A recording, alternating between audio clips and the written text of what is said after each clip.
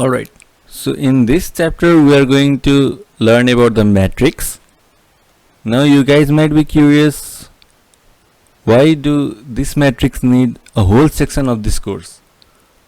As you all know, we have learned about vectors so far in the course, and the data we are going to encounter forward in this course and also in our daily lives is a data like this, which is in tabular form. And matrix is basically the tabular representation of a data in the RStudio.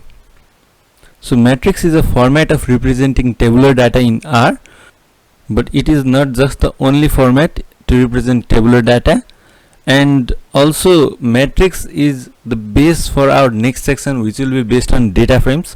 So I considered this section of matrix to be one of the most important tutorials to be learned in this R tutorial course.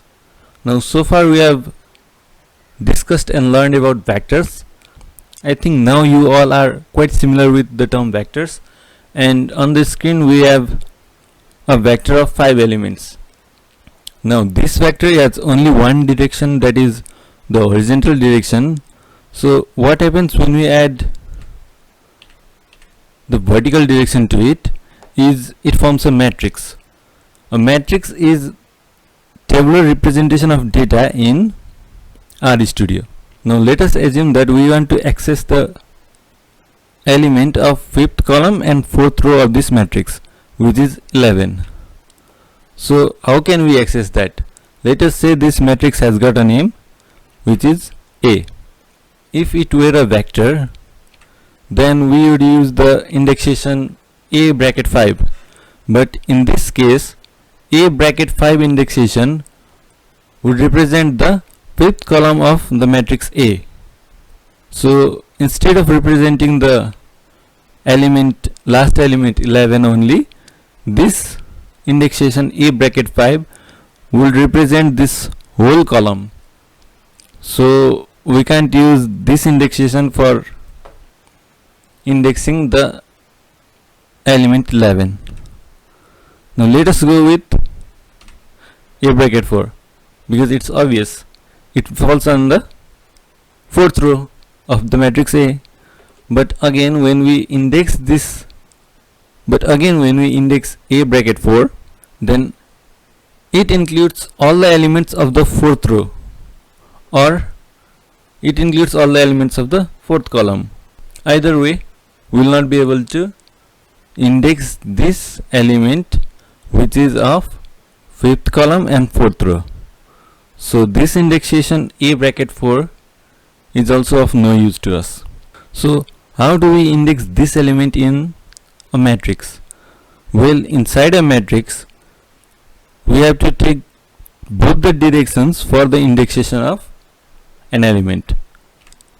For example, in this case we can use the indexation A bracket 4 comma 5, which will indicate that we want the element from 4th row and 5th column of the matrix A. Now matrix have also got a special type of indexation for the rows and columns. For example, let us say we want to indicate the first row of matrix A.